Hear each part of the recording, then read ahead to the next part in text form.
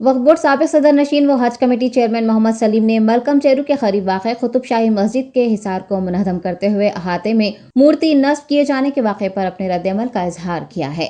मोहम्मद सलीम ने एक सहाफ़ी के सवाल के जवाब में कहा कि मस्जिद कुतुब शाही वक्फ जायदाद है और उसका रिकॉर्ड वक्फ बोर्ड में मौजूद है। उनका कहना है कि ये मस्जिद ता क़यामत मस्जिद ही रहेगी। वाज़ेह है कि एक गिरोह ने मस्जिद के करीब अराजी का एक हिस्सा मंदिर के लिए हुकूमत की जानिब से मख्तस किए जाने का दावा किया है। ताहम हज कमेटी चेयरमैन का कहना है कि हुकूमत तेलंगाना एक सेक्युलर हुकूमत है और यहाँ सब मज़ाहिब के लोग एक दूसरे के साथ मिलजुल कर रहते हैं।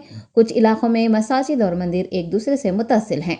उनका कहना है कि जिस अराजी का हिस्सा मंदिर के लिए मख्तस करने का दावा किया जा रहा है वो कोई और अराजी हो सकती है। हज कमेटी सदर नशीन ने यह भी कहा है कि हुकूमत तेलंगाना मस्जिद अराजी के मामले में ऐसा मौक़िफ़ इख्तियार नहीं कर सकती। देखो भाई, वो तो मस्जिद है, मस्जिद ही रहेंगी, ऑलवेज मस्जिद रहेंगी, क़यामत तक मस्जिद रहेंगी। क्योंकि बाज़ जगह तो देखो अब मंदिर मस्जिद भी लगी हुई है संतोष नगर रोड पे। ऐसा कुछ नहीं है, जिसके मज़हब का उसको मुबारक।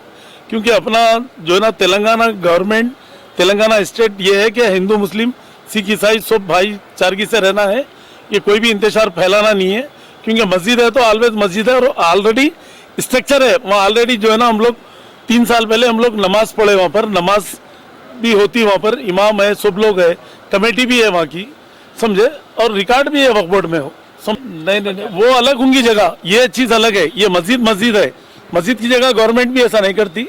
ये सब बेकार बात है। रेवेन्यू डिपार्टमेंट, पुलिस डिपार्टमेंट सब मिलके हमको उस दिन बताए, वो हिसाब से हम लोग मस्जिद को भी रिनोवेशन करके हम लोग नमाज पढ़े वहाँ पर।